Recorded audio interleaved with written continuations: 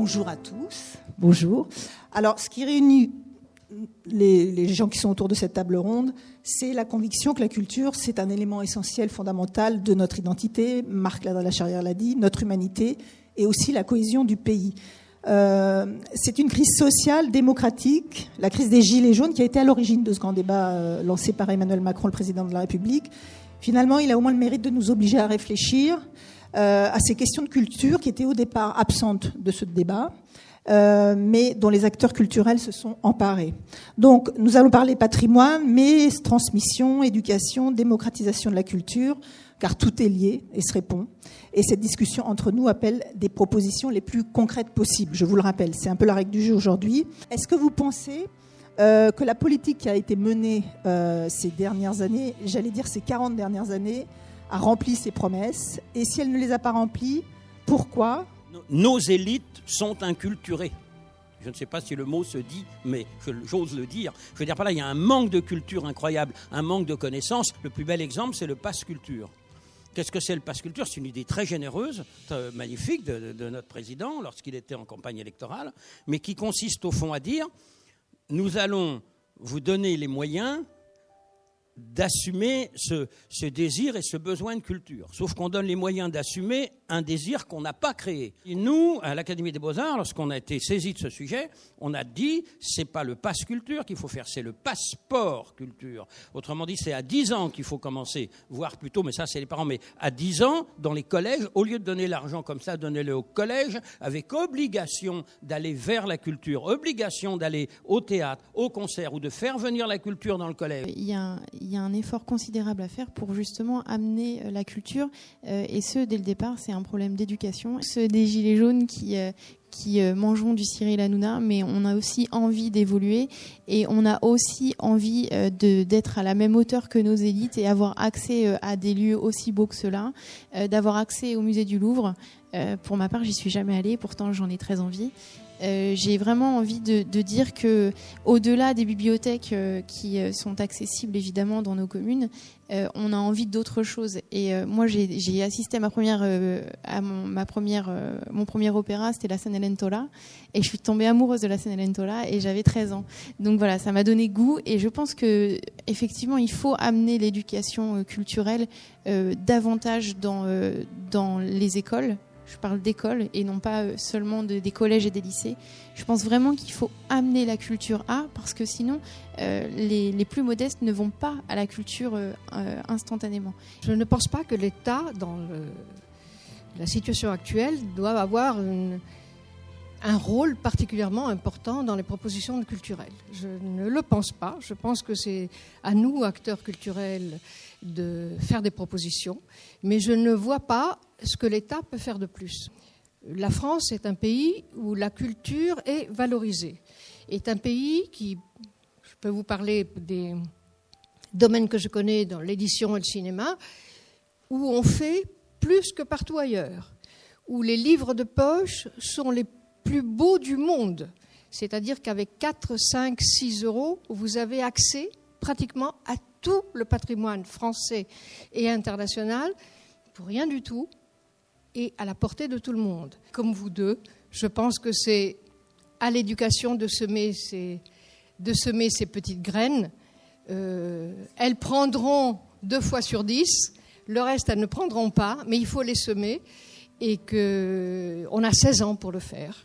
Ils ont 16 ans d'éducation, il faut le faire. Je pense que l'idée du passeport à 10 ans est une très bonne idée. C'est qu'à 10 ans qu'on ouvre les yeux et qu'on s'éveille. Nous avons la chance d'être dans un pays où la culture reçoit beaucoup de soutien, est très valorisée. Et peut-être ce qu'il y a de nouveau, c'est qu'il y a aussi un écosystème qui est en train de se mettre en place, où à côté de l'État et des collectivités territoriales, les entreprises, et souvent les entreprises et leurs fondations, et les entreprises et aussi un certain nombre d'organisations non gouvernementales, d'ONG, prennent en charge de plus en plus dans leur réflexion, dans leur implication dans la société, prennent en charge un financement à la culture et souvent un financement à l'accès à la culture. Le sujet, c'est le sujet de la démocratisation, sur lequel tout le monde est depuis Malraux. C'est bien sûr un sujet d'éducation, c'est un sujet également de symbole, un sujet désir, parce que souvent, il y a cette impression de se dire non, la culture, c'est pas pour moi, c'est pas mon monde, une peur d'être maladroit, de ne pas comprendre, et finalement, alors que la culture est quelque chose qui doit donner une certaine dignité aux individus, il y a une inquiétude que un accès qui ne serait pas dans les codes ne fasse que d'empirer la situation déjà affaiblie par une certaine précarité. La confusion culture égale élite égale riche est fausse. Est fausse. Répétons-nous que la culture naît de manière absolument anarchique dans des cerveaux et dans des cœurs qui peuvent être riches ou pauvres ou riches ou moyens. Ça n'a rien à voir. Le mot culture, finalement, est un mot qui est dangereux quand on est à l'école. Pourquoi ? Parce qu'en fait, le mot culture, ça veut à la fois tout dire et rien dire. Finalement, de là où on se situe à l'école, la culture, elle est là, puisqu'elle est à l'intérieur des disciplines. Donc on peut considérer qu'à partir du moment où on travaille sur l'acquisition de connaissances dans les différentes disciplines de l'école, la question de la culture est réglée. Or, pas forcément, puisqu'il a été question lors de la première table ronde de concerts, de pratiques artistiques, de pratiques culturelles dans les musées. Donc, de quoi parle-t-on finalement quand on parle de cela ? C'est pour ça je préfère évoquer la notion d'éducation artistique et culturelle. Ça nous permet aussi, nous, éducation nationale, d'éviter de jouer un rôle qui n'est pas le nôtre, c'est-à-dire qu'on n'est pas là pour développer une politique culturelle, mais bien une politique d'éducation artistique et culturelle. Et puis aussi de travailler main dans la main avec nos homologues de la culture à cet endroit de jonction qui constitue l'EAC et qui est une des conditions de réussite de la mise en œuvre d'un projet politique, puisqu'on parle des leviers. C'est d'abord que État et État parviennent à travailler ensemble, c'est-à-dire éducation nationale et culture, service déconcentré de l'État, les académies, les DRAC, et puis après, on y reviendra, je l'espère, les collectivités territoriales qui jouent un rôle non négligeable dans le développement de ces politiques conjointes. Tout le monde a parlé d'envie, et c'est un mot qui est en effet très important, et qui a été développé par les intervenants de la matinée. Un mot a manqué, à mon avis, à ce mot qui fait parallèle au mot envie, c'est le mot effort. On apprend à lire en pleurant. Enfin, moi, j'ai pleuré quand j'ai appris à lire. On apprend à voir et à écouter. On croit qu'on apprend à voir et à écouter sans effort. Et c'est faux. Il faut le même effort pour entrer dans le monde de la musique ou d'entrer dans le monde des beaux-arts ou de la peinture ou de l'architecture. Il faut un effort. Et cet effort, aujourd'hui, on essaie de le gommer. Les visites, ce qu'on appelle les services éducatifs des musées font un gros effort, et c'est incontestable. Mais les élèves qui viennent au Louvre, même bien préparés, même bien suivis par la suite, pour reprendre ce que vous disiez, ils y vont un peu, c'est un peu ludique cette visite du Louvre, c'est un peu une récréation. C'est vrai qu'il faut que ce soit agréable que de visiter le Louvre, et c'est vrai que la notion de beauté dont on a parlé ce matin est essentielle, mais je crois quand même qu'il ne faut pas oublier qu'on ne pénètre dans ce monde. Je dis ça pour éviter ce mot élite dont on a parlé ce matin d'une manière en tournant autour, si j'ose dire. Mais je crois que la notion d'effort est quand même tout à fait essentielle et que sans effort, ce monde dit de la beauté, tout ça, ce sont des mots qu'il faudrait utiliser avec plus de réserve. Sans effort, ce monde vous restera fermé. Le problème de cette éducation artistique au sens large du terme, c'est pas un problème du ministère de la Culture. C'est un problème du ministère de l'Éducation nationale. Les musées, ils sont là pour enrichir les collections, les conserver, etc., les présenter au mieux possible. Leur rôle éducatif est crucial, mais pas prioritaire. La priorité, c'est vous. Quand on dirige un théâtre, c'est la part du désir qui est à l'origine de tout. D'abord, le désir de quitter la séparation des disciplines. C'est-à-dire que dans une maison de théâtre, lorsque l'on est nommé, notamment dans un centre dramatique national, ce qui est mon cas, on ne devrait ne faire que du théâtre. Donc, je pense que là, cette séparation aujourd'hui des disciplines, elle est mortifère, et je crois qu'une partie de la mélancolie des artistes vient de ça, c'est-à-dire que nous avons besoin des autres. Nous avons besoin des peintres, nous avons besoin des musiciens, nous gens de théâtre, on a besoin des danseurs. Et je pense qu'il y a là une vraie une véritable indication. Je pense qu'il faut revenir à ça, et notamment, bien sûr, dans les maisons de théâtre, qui doivent être des maisons ouvertes, mais aussi pour la préparation du public dont vous parlez. C'est-à-dire que je pense que pour avoir un public qui soit prêt à l'étonnement, à s'étonner, par exemple, des esthétiques très différentes du théâtre, il faut qu'il en soit passé par le concert, par le ballet, par la peinture, par ce qu'on appelle aujourd'hui les arts plastiques, que j'appellerais très volontiers les beaux-arts. La maison théâtre doit absolument s'ouvrir à cette forme aussi d'intelligence. Et je pense que pour le public, et le public qui arrive maintenant dans un théâtre, il a envie de ça. Bien sûr qu'il a envie de chocs essentiels, de chocs esthétiques, de rencontres de la beauté, d'esthétique dérangeante, toutes choses que nous proposons. Mais il a aussi besoin de l'intelligence. Je pense de la fiction et l'intelligence. Et je pense qu'on ne peut pas séparer ces deux désirs-là. Ils sont pour moi absolument liés. Nous, en tant qu'architectes, on est un peu des passeurs. Et on parle de culture aujourd'hui. Mais nous faisons un métier qui nous met au cœur de cette culture. Puisque finalement, on construit, on imagine, on envisage et on réalise le futur. Le futur, c'est-à-dire les lieux où on va habiter, mais les lieux où on va déambuler, l'espace public. Moi, mais je vais vite à l'espace public, qui est un élément essentiel. Et dans l'espace public, qu'est-ce qu'on rencontre ? On doit rencontrer la beauté, le bien-être.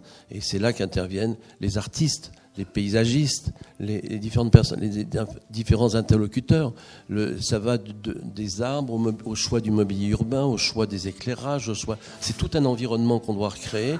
Il faut redonner un petit peu de bonheur et un peu de joie aux habitants. C'est ce que je pense qu'on peut faire.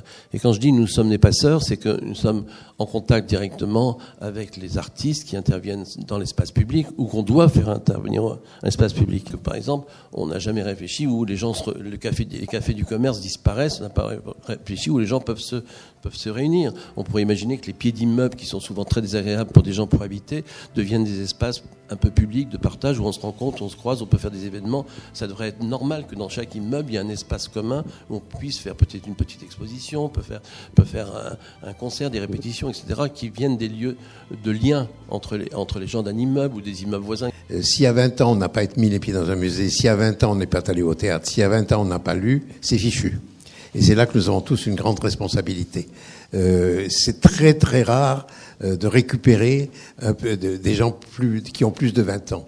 Ils ont peur, et ils ont raison. Ils ont peur de franchir les portes d'un musée parce qu'ils ne savent pas comment s'y prendre. Donc je crois que tout l'effort, il est à faire avant qu'il soit trop tard. Et j'en ai connu des gens qui n'ont pas eu cette chance de cette éducation au lycée qui leur aurait permis de découvrir les œuvres d'art et qui étaient malheureux de cela. Et ça m'a toujours fendu le cœur de constater que là, l'éducation n'avait pas fait son travail.